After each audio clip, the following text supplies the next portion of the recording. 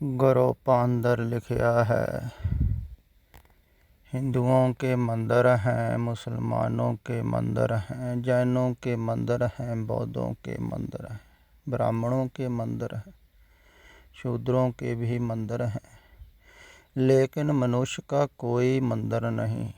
अब तक ज़मीन पर आदमी ऐसा मंदिर नहीं बना पाया जो सबका हो, और जो मंदिर सबका नहीं है वह परमात्मा का कैसे हो सकेगा।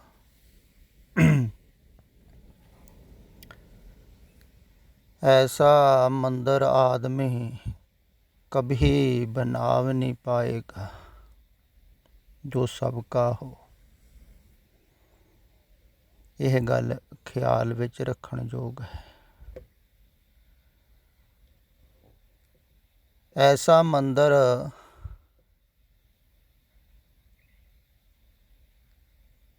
कदे भी मनुख नहीं बना सकता है।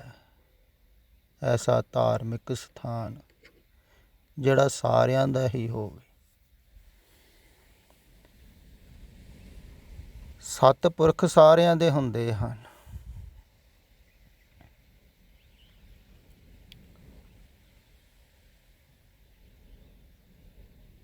ਜਾਗਰਤ ਪੁਰਸ਼ ਸਾਰਿਆਂ ਦੇ ਹੁੰਦੇ ਹਨ, ਸਾਰਿਆਂ ਵਾਸਤੇ ਹੁੰਦਾ ਹੈ। ਪਰ ਧਾਰਮਿਕ ਸਥਾਨ ਉਹ ਸਾਰਿਆਂ ਵਾਸਤੇ ਨਹੀਂ ਹੁੰਦਾ ਹੈ। ਥੋੜ੍ਹਾ ਜਿਹਾ ਇਸ ਗੱਲ ਨੂੰ ਖਿਆਲ ਵਿੱਚ ਲਓ, ਸ਼ਾਇਦ ਤੁਹਾਡੇ ਖਿਆਲ ਵਿੱਚ ਆ ਜਾਵੇ।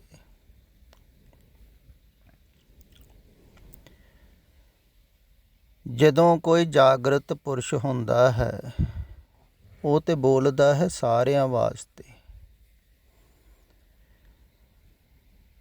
ਤੇ ਉਹਦੇ ਕੋਈ ਵੀ ਪਿੱਛੇ ਪਰੰਪਰਾ ਨਹੀਂ ਹੁੰਦੀ ਹੈ। ਪਰੰਪਰਾ ਦੇ ਆਧਾਰ 'ਤੇ ਨਹੀਂ ਬੋਲਦਾ ਹੈ।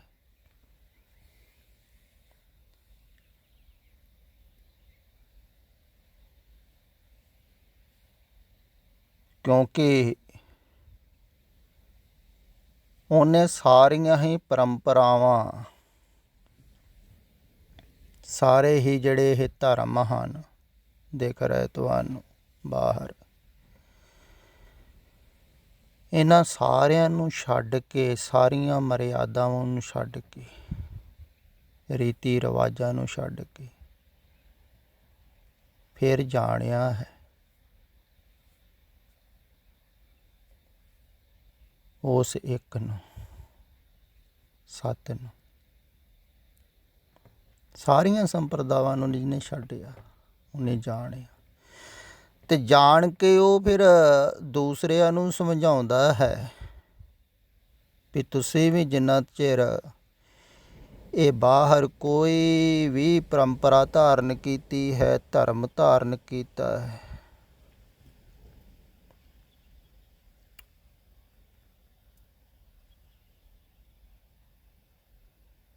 ਓਨਾ ਚਿਰ ਤੁਸੀਂ ਬਾਹਰ ਹੀ ਜੁੜੇ ਰਹੋਗੇ। ਜਿਵੇਂ ਸੰਸਾਰ ਨਾਲ ਆਦਮੀ ਬਾਹਰ ਜੁੜਦਾ ਹੈ, ਕਿਉਂਕਿ ਬਾਹਰ ਦਿਖਦਾ ਹੈ ਸੰਸਾਰ, ਤੁਹਾਨੂੰ ਅੱਖਾਂ ਨਾਲ ਦਿਖ ਰਿਹਾ ਹੈ ਨਾ, ਤੁਸੀਂ ਜੁੜ ਰਹੇ ਹੋ।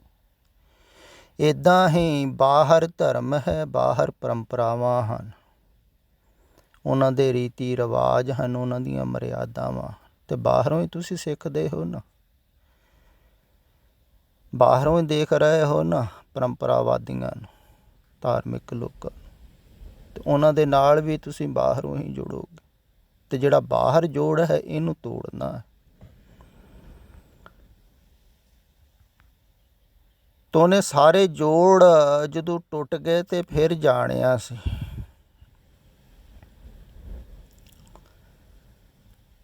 ਇਸ ਕਾਰਨ ਸਾਰੇ ਹੀ ਜੋੜ ਤੋੜਨ ਵਾਸਤੇ ਕਹਿੰਦਾ ਹੈ, ਸਾਰੇ ਬੰਧਨ ਸੰਸਾਰਿਕ ਵੀ ਹਨ, ਧਾਰਮਿਕ ਵੀ ਹਨ।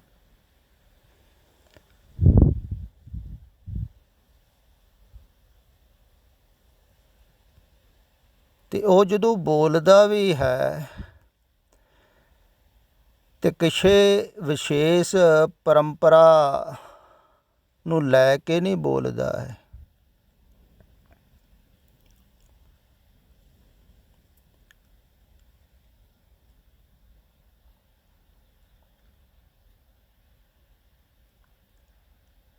ਕਿਸੇ ਮਰਿਆਦਾ ਨੂੰ ਲੈ ਕੇ ਨਹੀਂ ਬੋਲਦਾ ਹੈ, ਕਿਸੇ ਧਰਮ ਨੂੰ ਲੈ ਕੇ ਨਹੀਂ ਬੋਲਦਾ ਹੈ ਉਹ, ਕਿਉਂਕਿ ਉਹਨੇ ਆਪ ਖੁਦ ਜਾਣਿਆ ਹੈ। ਇਸ ਕਰਕੇ ਉਹ ਕਿਸੇ ਸ਼ਾਸਤਰ ਤੋਂ ਨਹੀਂ ਬੋਲਦਾ ਹੈ। ਹਾਂ, ਸ਼ਾਸਤਰਾਂ ਦੇ ਪ੍ਰਮਾਣ ਦਿੰਦਾ ਹੈ ਉਹ ਸਮਝਾਉਣ ਵਾਸਤੇ, ਪਰ ਬੋਲਦਾ ਉਹ ਹੀ ਹੈ ਜੋ ਜਾਣਿਆ ਹੈ। ਸ਼ਾਸਤਰਾਂ ਦੁਆਰਾ ਵੀ ਸਮਝਾਉਂਦਾ ਹੈ, ਅਤੇ ਜੋ ਜਾਣਿਆ ਹੈ ਉਹ ਸਿੱਧਾ ਸਿੱਧਾ ਕਹਿੰਦਾ ਹੈ ਵੀ ਤੁਸੀਂ ਵੀ ਜਾਣ ਲਵੋਗੇ। ਪਰ ਹਾਂ, ਜੋ ਜਾਣਕਾਰੀ ਹੈ ਤੁਹਾਡੀ ਪਹਿਲਾਂ ਬਾਹਰੀ ਧਾਰਮਿਕ, ਇਹਨੂੰ ਛੱਡੋ, ਕਿਉਂਕਿ ਇਹ ਝੂਠ ਹੈ। ਅਤੇ ਇਹ ਜਾਣਕਾਰੀ ਅਗਰ ਤੁਸੀਂ ਪਕੜੀ ਰੱਖੀ, ਫੜੀ ਰੱਖੀ, ਅਤੇ ਇਸ ਜਾਣਕਾਰੀ ਦੇ ਨਾਲ ਜੁੜੇ ਰਹੋਗੇ।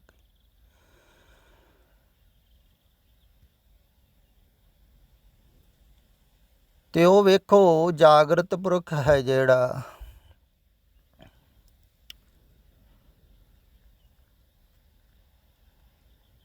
ਉਹ ਕੋਈ ਵੀ ਧਾਰਮਿਕ ਚਿੰਨ੍ਹ ਨਹੀਂ ਗ੍ਰਹਿਣ ਕਰੇਗਾ ਕਿਸੇ ਵੀ ਧਰਮ ਦਾ, ਕਿਉਂਕਿ ਕਿਸੇ ਧਰਮ ਦਾ ਹੁੰਦਾ ਨਹੀਂ ਹੈ।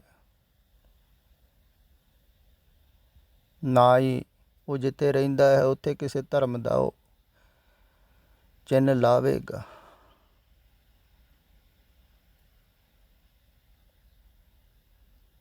ਇਸ ਕਾਰਨ ਲੋਕਾਂ ਨੂੰ ਸਿਆਣਨਾ ਵੀ ਕਠਿਨ ਹੋ ਜਾਂਦਾ ਹੈ ਵੀ ਇਹ ਧਾਰਮਿਕ ਹੈ, ਕਿਉਂਕਿ ਧਾਰਮਿਕ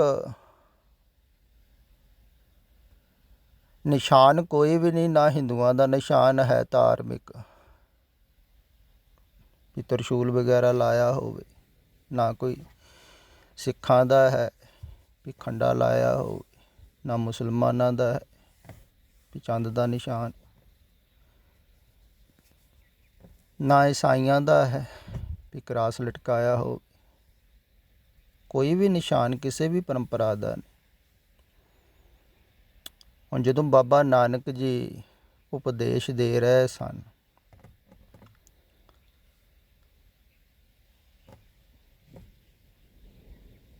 ਤਾਂ ਕਿਸੇ ਪਰੰਪਰਾ ਦੇ ਨਾਲ ਥੋੜ੍ਹੀ ਜੋੜ ਰਹੇ ਸਨ। ਨਾ ਹੀ ਉਹਨਾਂ ਨੇ ਦੇਖੋ ਜਨੇਊ ਗ੍ਰਹਿਣ ਕੀਤਾ, ਇਸੇ ਕਰਕੇ ਨਹੀਂ ਨਾ ਕੀਤਾ ਵੀ ਅਸੀਂ ਕਿਸੇ ਪਰੰਪਰਾ ਦੇ ਥੋੜ੍ਹੀ। ਅਤੇ ਜਿਹੜੇ ਸਥਾਨ 'ਤੇ ਉਹ ਰਹਿੰਦੇ ਸਨ ਉੱਥੇ ਵੀ ਕੋਈ ਵੀ ਨਿਸ਼ਾਨ ਥੋੜ੍ਹੀ ਲਾਇਆ ਸੀ ਉਹਨਾਂ ਨੇ, ਨਾ ਹਿੰਦੂਆਂ ਦਾ ਨਾ ਮੁਸਲਮਾਨਾਂ ਦਾ, ਪਰ ਉਪਦੇਸ਼ ਤਾਂ ਸਾਰਿਆਂ ਨੂੰ ਦੇ ਰਹੇ ਸਨ, ਮੁਸਲਮਾਨਾਂ ਨੂੰ, ਹਿੰਦੂਆਂ ਨੂੰ।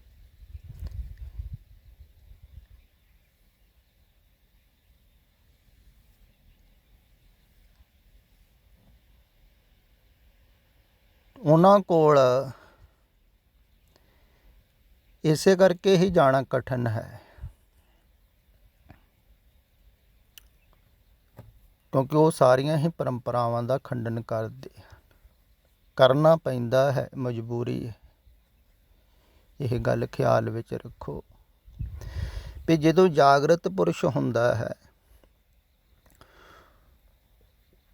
ਉਦੋਂ ਤੇ ਉਹ ਜੋ ਜਾਣਦਾ ਹੈ ਉਹ ਬੋਲਦਾ ਹੈ, ਜਿਵੇਂ ਉਹਨੇ ਜਾਣਿਆ, ਤਿਵੇਂ ਉਹ ਦੱਸਦਾ ਹੈ ਵੀ ਤੁਸੀਂ ਵੀ ਜਾਣ ਜਾਓਗੇ। ਜਿਵੇਂ ਉਹ ਜਾਗਿਆ ਹੈ ਤਿਵੇਂ ਹੀ ਦੱਸਦਾ ਹੈ ਤੁਸੀਂ ਵੀ ਇਉਂ ਜਾਗ ਜਾਓਗੇ। ਵੀ ਸੰਸਾਰ ਦੇ ਵਿੱਚ ਤੁਸੀਂ ਸੁੱਤੇ ਹੋ, ਕੁਛ ਧਾਰਮਿਕ ਨੀਂਦ ਸੁੱਤੇ ਹੋਏ ਹਨ, ਧਾਰਮਿਕ ਸੁਪਨੇ ਲੈ ਰਹੇ ਹਨ, ਅਤੇ ਸੁਪਨੇ ਸਾਰੇ ਛੱਡੋ, ਅਤੇ ਉਹ ਜਗਾਉਣ ਦੀ, ਜਾਗਣ ਦੀ ਕਲਾ ਦੱਸਦਾ ਹੈ। ਫਿਰ ਉਹ ਜਦੋਂ ਚੱਲ ਵੱਸਦਾ ਹੈ ਸਰੀਰ ਕਰਕੇ, ਉਹਦੇ ਜਿਹੜੇ ਪਿੱਛੇ ਹਨ ਚੱਲਣ ਵਾਲੇ, ਉਹ ਫਿਰ ਜਿਹੜੇ ਧਾਰਮਿਕ ਸਥਾਨ 'ਤੇ ਰਹਿੰਦੇ ਹਨ ਜਾਂ ਹੋਰ ਧਾਰਮਿਕ ਸਥਾਨ ਬਣਾਉਂਦੇ ਹਨ, ਫਿਰ ਉਹ ਪਰੰਪਰਾ ਬਣ ਜਾਂਦੀ ਹੈ, ਬਾਅਦ ਵਿੱਚ ਸੰਪਰਦਾਇ ਬਣ ਜਾਂਦੀ ਹੈ, ਧਰਮ ਬਣ ਜਾਂਦਾ ਹੈ। ਫਿਰ ਉਸੇ ਹੀ ਸੰਪਰਦਾਇ ਦਾ ਉਹ ਸਥਾਨ ਕਹਿਲਾਵੇਗਾ, ਇੱਕ ਅਲੱਗਾ ਬਣ ਕੇ। ਇੱਦਾਂ ਹੀ ਫਿਰ ਬਾਅਦ ਦੇ ਵਿੱਚ ਬਣ ਜਾਂਦੀਆਂ, ਕਿਉਂਕਿ ਜੋ ਜਾਗਰਤ ਪੁਰਸ਼ ਦੱਸਦਾ ਹੈ ਉਹ ਸੁਣਨ ਵਾਲੇ ਉਹਨਾਂ ਗੱਲਾਂ ਨੂੰ ਧਾਰਨ ਕਰਦੇ ਹਨ ਅਤੇ ਕੁਛ ਵਿੱਚੋਂ ਜਾਗਦੇ ਹਨ। ਫਿਰ ਜਿਸ ਢੰਗ ਦੇ ਨਾਲ ਉਹਨੇ ਦੱਸਿਆ ਹੈ ਜਾਗਣ ਵਾਸਤੇ, ਜਗਾਉਣ ਦੀ ਕਲਾ ਦੱਸੀ ਹੈ, ਢੰਗ ਤਰੀਕੇ ਦੱਸੇ ਹਨ, ਮਰਿਆਦਾ ਨਿਯਮ ਦੱਸੇ ਹਨ ਵੀ ਇਸ ਢੰਗ ਨਾਲ ਤੁਸੀਂ ਜਾਗੋਗੇ, ਉਹ ਇਹ ਨਿਯਮ ਬਣ ਜਾਂਦੇ ਹਨ, ਮਰਿਆਦਾ ਬਣ ਜਾਂਦੀਆਂ ਹਨ। ਬਾਅਦ ਦੇ ਵਿੱਚ ਦੱਸਿਆ ਸੀ ਉਹਨਾਂ ਨੂੰ ਜਿਹੜੇ ਉਹਦੇ ਕੋਲ ਆਏ ਸਨ ਜਾਗਣ ਵਾਸਤੇ, ਪਰ ਉਹ ਫਿਰ ਅੱਗੇ ਦੱਸ ਦਿੰਦੇ ਹਨ ਇਹ ਨਿਯਮ ਵੀ ਸਾਡੇ ਗੁਰੂ ਨੇ ਦੱਸੇ ਹਨ। ਉਹ ਨਿਯਮਾਂ ਨੂੰ ਫਿਰ ਮੰਨਣ ਵਾਲੇ ਅੱਗੇ ਚੱਲ ਪੈਂਦੇ ਹਨ, ਉਹ ਉਸ ਨਿਯਮਾਂ ਨੂੰ ਲੈ ਕੇ ਵੀ ਸਾਡੇ ਧਰਮ ਦੇ ਇਹ ਨਿਯਮ ਹਨ, ਇਹ ਮਰਿਆਦਾ। ਅਤੇ ਇਸ ਢੰਗ ਦੇ ਨਾਲ ਉਹ ਧਰਮ ਬਣ ਜਾਂਦਾ ਹੈ, ਇੱਕ ਸੰਪਰਦਾਇ ਬਣ ਜਾਂਦਾ, ਇੱਕ ਫਿਰਕਾ ਬਣ ਗਿਆ। ਲਹਿਦਾ ਨਿਯਮ ਧਾਰਨ ਕਰ ਲਏ। ਅਗਰ ਪਹਿਰਾਵਾ ਕੋਈ ਖਾਸ ਹੈ ਤਾਂ ਪਹਿਰਾਵਾ ਧਾਰਨ ਕਰ ਲਿਆ ਤਾਂ ਉਹ ਸੰਪਰਦਾਇ ਦੇ ਹੋ। ਇੱਦਾਂ ਹੀ ਹੁੰਦਾ ਹੈ ਨਾ।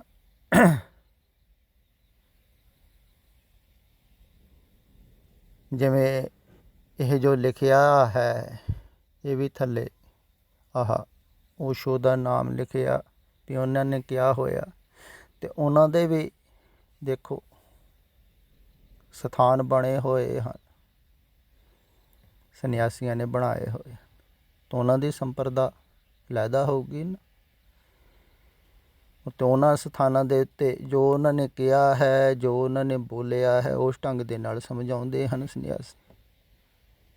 ਤਾਂ ਸਾਰਿਆਂ ਦਾ ਨਾ ਹੋਇਆ, ਕਹਿ ਦਿੰਦੇ ਹਨ। ਖਿਆਲ ਵਿੱਚ ਰੱਖੋ ਵੀ ਹਰ ਇੱਕ ਧਾਰਮਿਕ ਲੋਕ ਇਹੋ ਹੀ ਘੋਸ਼ਣਾ ਕਰਦਾ ਹੈ ਵੀ ਸਾਡਾ ਸਥਾਨ ਸਾਰਿਆਂ ਵਾਸਤੇ ਹੈ।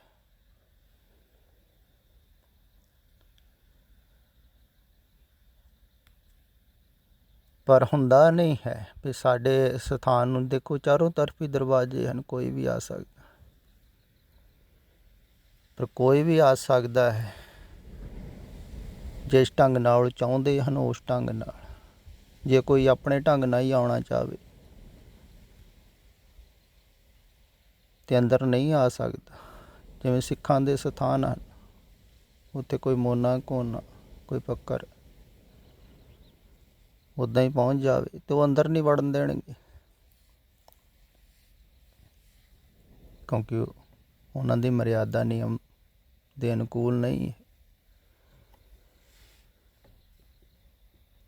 ਤੇ ਸਾਰਿਆਂ ਵਾਸਤੇ ਤਾਂ ਨਾ ਹੋਇਆ ਨਾ। ਉਹਨਾਂ ਦੇ ਨਿਯਮ ਨੂੰ ਮੰਨ ਕੇ ਸਾਰੇ ਆ ਸਕਦੇ ਹਨ। ਇੱਦਾਂ ਹਿੰਦੂਆਂ ਦੇ ਸਥਾਨ ਹਨ, ਹਿੰਦੂਆਂ ਦੇ ਨਿਯਮ ਨੂੰ ਮੰਨ ਕੇ ਜਾ ਸਕਦੇ ਹੋ। ਇੱਦਾਂ ਹੀ ਮੁਸਲਮਾਨਾਂ ਦੇ ਸਥਾਨ ਹਨ, ਉੱਥੇ ਵੀ ਮੁਸਲਮਾਨਾਂ ਦੇ ਨਿਯਮਾਂ ਨੂੰ ਮੰਨ ਕੇ ਜਾ ਸਕਦੇ।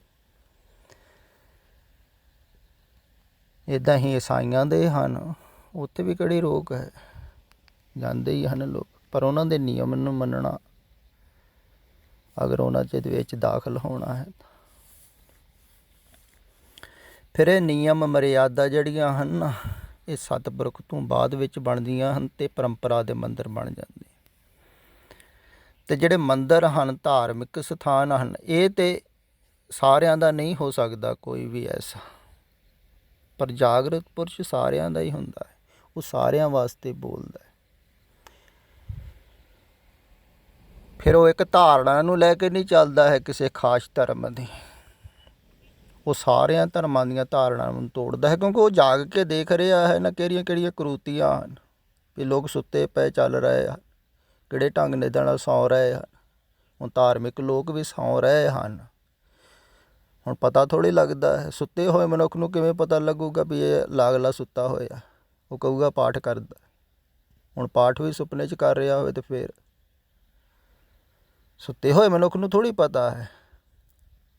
ਦੂਸਰਾ ਸੁੱਤਾ ਹੋਇਆ ਪੂਜਾ ਕਰ ਰਿਹਾ ਹੈ, ਕੋਈ ਨਮਾਜ਼ ਪੜ੍ਹ ਰਿਹਾ ਹੈ। ਧਾਰਮਿਕ ਢੰਗ ਨਾਲ ਸਾਰੇ ਹੀ ਸੁੱਤੇ ਹੋਏ ਹਨ। ਅਤੇ ਜਾਗਦਾ ਹੋਇਆ ਮਨੁੱਖ ਜਿਹੜਾ ਹੈ ਨਾ, ਉਹ ਸਾਨੂੰ ਜਗਾਉਂਦਾ ਹੈ, ਅਤੇ ਉਹ ਸਾਰਿਆਂ ਵਾਸਤੇ ਹੁੰਦਾ ਹੈ। ਅਤੇ ਉਹਨੂੰ ਇਹ ਫਿਕਰ ਨਹੀਂ ਹੁੰਦੀ ਹੈ ਵੀ ਕਿਸੇ ਇੱਕ ਪਰੰਪਰਾ ਨੂੰ, ਧਰਮ ਨੂੰ ਸਿੱਧ ਕਰਨਾ ਹੈ। ਉਹ ਕਿਸੇ ਨੂੰ ਸਿੱਧ ਕਰਨ ਵਾਸਤੇ ਨਹੀਂ ਬੋਲਦਾ ਹੈ, ਉਹ ਜਗਾਉਣ ਵਾਸਤੇ ਬੋਲਦਾ ਹੈ। ਉਹ ਕਿਸੇ ਪਰੰਪਰਾ ਦਾ ਨਹੀਂ ਹੁੰਦਾ। ਇਸੇ ਕਾਰਨ ਹੀ ਕਿਹਾ ਹੈ ਵੀ ਸਾਧੂ ਕੀ ਮਹਿਮਾ ਵੇਦ ਨਾ ਜਾਣੇ। ਭਾਵ ਕਿ ਇਹ ਗ੍ਰੰਥਾਂ ਦੇ ਵਿੱਚ ਲਿਖਿਆ ਹੋਇਆ ਹੈ, ਉਹ ਪੁਰਾਣਿਆਂ ਨੇ ਲਿਖਿਆ ਹੈ। ਜਿਹੜਾ ਨਵਾਂ ਹੈ ਨਾ, ਉਹਦੀਆਂ ਗੱਲਾਂ ਗ੍ਰੰਥਾਂ 'ਚ ਨਹੀਂ ਲਿਖੀਆਂ ਹੋਈਆਂ ਹਨ। ਉਹਦਾ ਉਪਦੇਸ਼ ਉਹ ਗ੍ਰੰਥਾਂ 'ਚੋਂ ਨਹੀਂ ਬੋਲ ਰਿਹਾ, ਪ੍ਰਮਾਣ ਦਿੰਦਾ ਹੈ ਗ੍ਰੰਥਾਂ ਦੇ, ਪਰ ਬੋਲਦਾ ਉਹ ਹੈ ਜੋ ਜਾਣਿਆ ਹੈ। ਇਸ ਕਾਰਨ ਉਹਦੇ ਕੋਲ ਆਉਣਾ ਵੀ ਕਠਿਨ ਹੈ। ਫਿਰ ਖਿਆਲ ਵਿੱਚ ਇਹ ਰੱਖਣ ਯੋਗ ਹੈ ਵੀ ਉਹ ਮਨ ਨੂੰ ਮਿਟਾਉਣ ਵਾਸਤੇ ਬੋਲਦਾ ਹੈ। ਅਤੇ ਜਿਹੜੇ ਸੰਪਰਦਾਵਾਂ ਦੇ ਨਾਲ ਜੁੜੇ ਹੋਏ ਹਨ, ਉਹਨਾਂ ਦਾ ਮਨ ਬਚਦਾ ਰਹਿੰਦਾ ਹੈ, ਕਿਉਂਕਿ ਉਹ ਜਿਹੜੇ ਨਿਯਮ ਹਨ, ਨਿਯਮਾਂ ਦੇ ਵਿੱਚੋਂ ਕੋਈ ਨਾ ਕੋਈ ਬਚਾਵ ਕਰ ਲੈਂਦਾ ਹੈ। ਮਨ ਬੜਾ ਸ਼ੈਤਾਨ ਹੈ, ਬੜਾ ਤਕੜਾ ਵਕੀਲ ਹੈ। ਵੇਖੋ ਕਿੰਨੇ ਕਿੰਨੇ ਨਿਯਮ ਹਨ। ਬੌਧ ਧਰਮ ਦੇ 100 ਨਿਯਮ ਤੋਂ ਵੀ ਜ਼ਿਆਦਾ ਨਿਯਮ ਹਨ, ਉਹਨਾਂ ਵਿੱਚੋਂ ਵੀ ਮਨ ਬਚ ਜਾਂਦਾ ਹੈ। ਦੇਖੋ, ਅਤੇ ਧਾਰਮਿਕ ਲੋਕ ਤੇ ਮਨ ਨੂੰ ਬਚਾਉਣ ਵਾਸਤੇ